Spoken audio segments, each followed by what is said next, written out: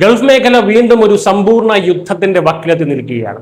അമേരിക്കയും ഇറാനും തമ്മിലുള്ള നേരിട്ടുള്ള സൈനിക പോരാട്ടം ഇപ്പോൾ 6ാം ദിവസത്തിലേക്ക് കടന്നിരിക്കുന്നു.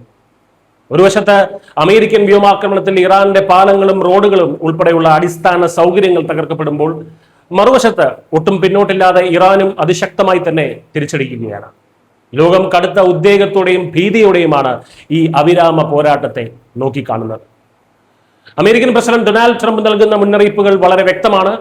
താൻ നിർത്താൻ പറയുന്നത് വരെ ഇറാനിലെ ആക്രമണങ്ങൾ തുടരുമെന്നാണ് അദ്ദേഹത്തിന്റെ പ്രഖ്യാപനം. ഇറാന്റെ പാലങ്ങളും വൈദ്യുത നിലയങ്ങളും അടക്കമുള്ള സുപ്രധാന കേന്ദ്രങ്ങൾ ഏത് നിമിഷവും ആക്രമിക്കപ്പെടാം.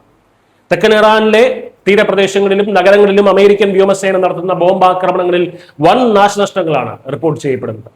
ഇറാന്റെ തീരദേശ പ്രതിരോധ സംവിധാനങ്ങൾ, മിസൈൽ വിക്ഷേപണ കേന്ദ്രങ്ങൾ, ഡ്രോൺ നിർമ്മാണശാലകൾ എന്നിവ അമേരിക്കൻ സൈന്യം ലക്ഷ്യമിടുന്നു. ശത്രുവിനെ സാമ്പത്തികമായും സൈനികമായും പൂർണ്ണമായി തകർക്കുന്ന കടുത്ത നടപടികളിലേക്കാണ് അമേരിക്ക ഇപ്പോൾ കടന്നിരിക്കുന്നത്. എന്നാൽ ഈ കനത്ത ആക്രമണങ്ങൾക്കിടയിലും ഇറാൻ കീഴടങ്ങാൻ തയ്യാറല്ല എന്നതാണ് സ്ഥിതിഗതികൾ കൂടുതൽ രൂക്ഷമാക്കുന്നത്. ബഹ്റൈനിലെയും കുവൈറ്റിലെയും അമേരിക്കൻ സൈനിക താവളങ്ങൾക്ക് നേരെ ഇറാന്റെ ഇസ്ലാമിക് റവല്യൂഷണറി ഗാർഡ് കോർപ്സ് അഥവാ IRGC ശക്തമായിട്ടുള്ള മിസൈൽ ആക്രമണങ്ങൾ അഴിച്ചുവിട്ടു. അമേരിക്കയുടെ സഖ്യരാജ്യങ്ങളെ യുദ്ധത്തിലേക്ക് വലിച്ചിഴയ്ക്കാനാണ് ഇറാന്റെ ഈ ഒരു ശ്രമം.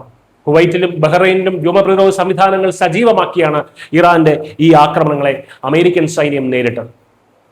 രാജ്യങ്ങളുടെ തന്ത്രപ്രധാനമായിട്ടുള്ള അടിസ്ഥാന സൗകര്യങ്ങളെ പോലും ലക്ഷ്യം വെച്ചിട്ടുള്ള ഈ യുദ്ധം ലോകത്തിന് നൽകുന്ന മുന്നറിയിപ്പ് വളരെ വളരെ വലുതാണ്. ദേശീയ സുരക്ഷയ്ക്കും ഭീഷണി ഉണ്ടാകുമ്പോൾ അത് സാമ്പത്തികമായും സൈനികമായും ശത്രുവിനെ പൂർണ്ണമായി തകർക്കുന്ന ഒരു യുദ്ധത്തിലേക്ക് വഴിമാറാമെന്നതിന്റെ വ്യക്തമായിട്ടുള്ള ഉദാഹരണമാണിത്.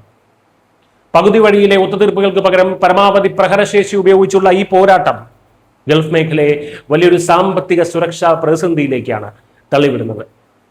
രണ്ട് വൻശക്തികൾ നേർക്കുനേർ വരുമ്പോൾ യുദ്ധം എത്രത്തോളം ഭീകരമാകുമെന്നും അത് ജനജീവിതത്തെയും അടിസ്ഥാന സൗകര്യങ്ങളെയും എങ്ങനെ തകർത്തെറിയുമെന്നും ഈ പോരാട്ടം കാട്ടിത്തരുന്നു. വിട്ടുവീഴ്ചകൾക്ക് ഇരുപക്ഷവും തയ്യാറാക്കാത്ത സാഹചര്യത്തിൽ പശ്ചിമേഷ്യ വീണ്ടും ഒരു സമ്പൂർണ്ണ യുദ്ധത്തിന്റെ വക്കിലാണ് നിൽക്കുന്നത്.